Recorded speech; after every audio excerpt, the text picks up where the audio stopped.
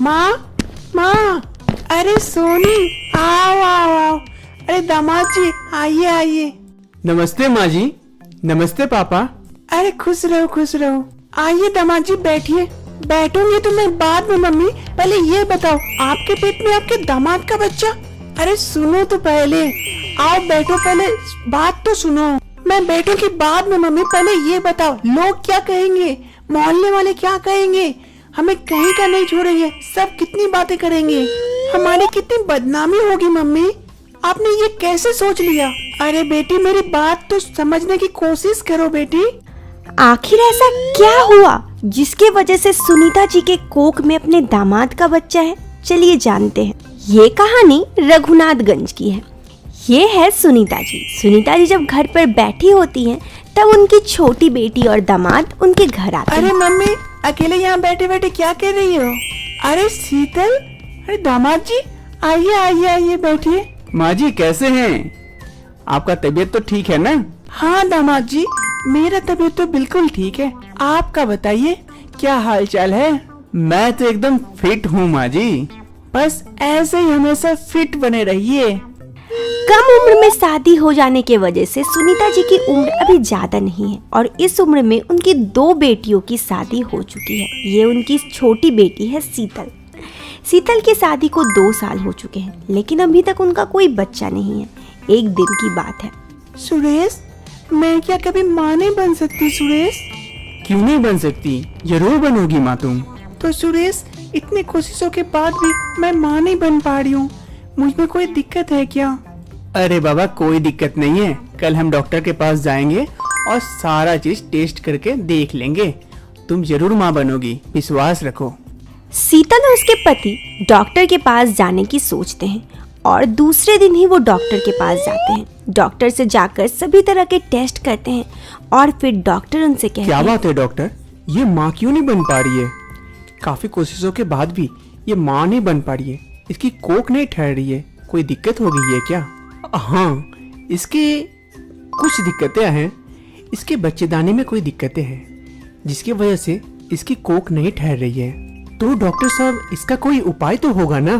क्या मैं कभी माँ नहीं बन सकती डॉक्टर साहब? नहीं, इसका भी कुछ उपाय है। आपके कोख से बच्चा नहीं हो सकता है। डॉक्टर से पता चलता है कि शीतल के गर्भ में कुछ दिक्कतें के वजह से उनकी कोख नहीं भर रही है और उसकी कोख से कभी कोई बच्चा नहीं हो सकता है। ये सुनकर उसके पति बहुत गुस्साते हैं। तभी घर पर शीतल उनके पास आती है। मेरी बात तो समझने की कोशिश कीजिए, इसमें मेरा क्या दोष है? तुम्हारा क्या दोष है? मतलब तुम्हारा ही ना दोष है सब कुछ। तुम जब मेरे वंश को वारिस ही नहीं दे सकती तो यहाँ क्या करोगी? तुम यहाँ से चली जाओ, मैं दूसरी शादी करूंगा, उससे मेरा बच्चा हो जाएगा और मेरे वंश को आगे बढ़ेगा। लेकिन आप ऐसा कैसे सोच सकते हैं? आप ये क्या बोल रहे हैं? मैं जो बोल रहा हूँ सही बोल रहा हूँ। तुम यहाँ से चली जाओ। शीतल के पति दूसरी शादी करने के बारे में सोचते हैं क्योंकि उन्हें अपना बच्चा चाहिए था। इसी बीच एक कौन है? आ जाओ। सुनीता जी शीतल के घर आती है। अरे मम्मी जी, आप आइए आइए आइए। नमस्ते मम्मी जी। खुश रहो बेटा। और शीतल कहाँ है? वो नजर नहीं आ रही है। वो अंदर है माँ जी, अभी बुलाता हूँ। शीतल, शीतल, मम्मी जी आइए, आओ यहाँ। शीतल भी अपने माँ से मिलने के लिए हॉल आती है। अरे मम्मी, आप यहाँ अचानक से? आइए आइए। अरे तुम दोनों की बहुत याद आ रही थी, इसीलिए सोचा मिलकर चलूं। अच्छा किया माँ जी आप आकर। आप लोग दोनों बातें कीजिए, मैं ऑफिस चलता हूँ। शीतल के पति ऑफिस चले जाते हैं। शीतल अपनी माँ को देखकर बहुत ही खुश होती है। इधर शीतल घर में जाकर अपनी मम्मी को सारी बातें बताती है कि किस तरह डॉक्टर ने उसे कहा कि उसकी कोख कभी नहीं भर सकती और उसके पति इस बात को लेकर बहुत झगड़ा किए हैं और उससे डिवोर्स लेकर दूसरी शादी करना चाहते हैं। अरे ये तो बहुत बड़ी बात हो गई, तुमने मुझे बताया क्यों नहीं? मम्मी मैं आपको क्या बताऊं, आप ही बताओ। एक काम करो, चलो हम दोनों डॉक्टर के पास चलते हैं, जरूर इसका कोई उपाय होगा।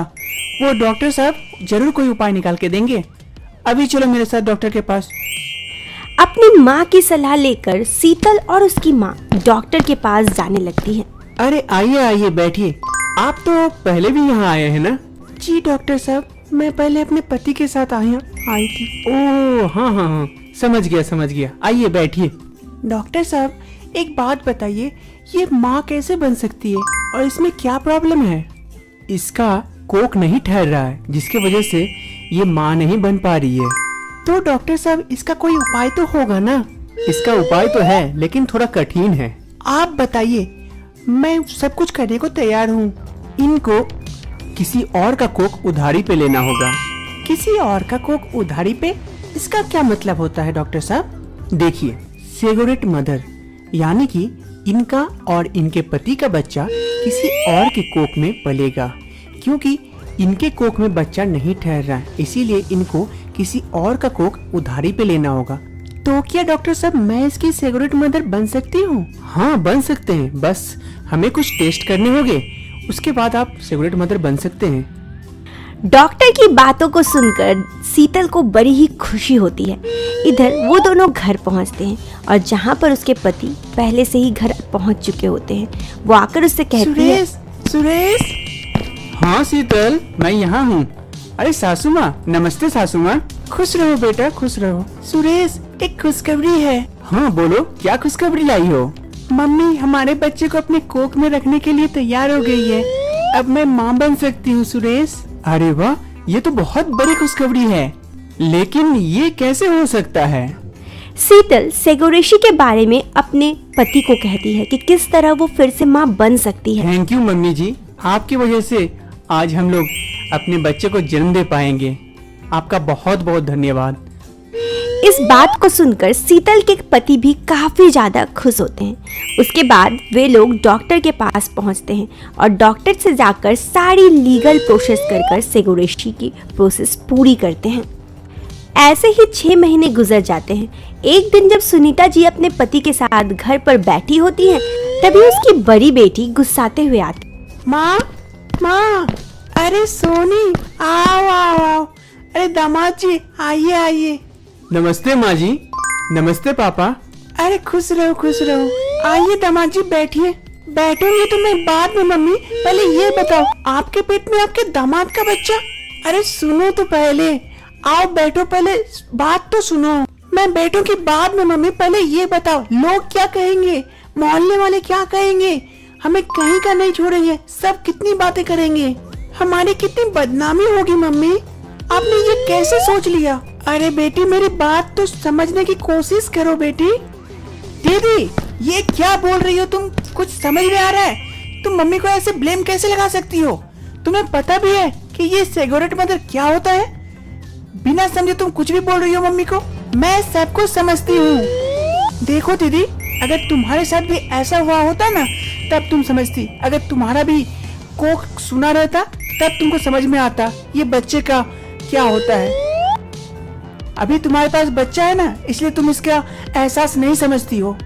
आज मैं माँ नहीं बन पा रही हूँ, इसीलिए मम्मी ने मेरी मदद की, और इसलिए तुम मम्मी को सुना रही हो। हाँ सोनी, इसमें कोई गलत नहीं है। मेरी बीवी कोई गलत काम नहीं कर रही है। इससे अगर शीतल को बच्चा हो जाता है, उसका बच्चा को अपने कोक में रखकर बड़ा करती है, तो क्या दिक्कत है? इसमें कोई दिक्कत वाली बात नहीं है। और दुनिया वाला का बात छोड़ो, दुनिया वाले आज भी कहते हैं, कल भी कहते रहेंगे। उनकी बातों पे सुनेंगे तो हम लोग कभी जी नहीं सकेंगे। इसीलिए ये कोई गलत नहीं है, मेरे नजर में तो कोई गलत नहीं है। हाँ, ये लोग तो ठीक ही कह रहे हैं। सोनी, तुम गलत समझ रही हो माँ जी को। सॉरी मम्मी, सॉरी शीतल, मैंने आप लोगों को गलत समझा, मुझे माफ कर देना। उसकी बड़ी बेटी भी समझ जाती है कि सुनीता जी ने कोई गलती नहीं की है। और ऐसे ही 3 महीने और गुजर जाते हैं। फिर सुनीता जी एक प्यारे सी बेटी को जन्म देती है, जिसके बाद शीतल और उसके पति भी खुश हो जाते हैं। शीतल की भी कोख भर जाती है और वे लोग खुशी खुशी रहने लगते हैं।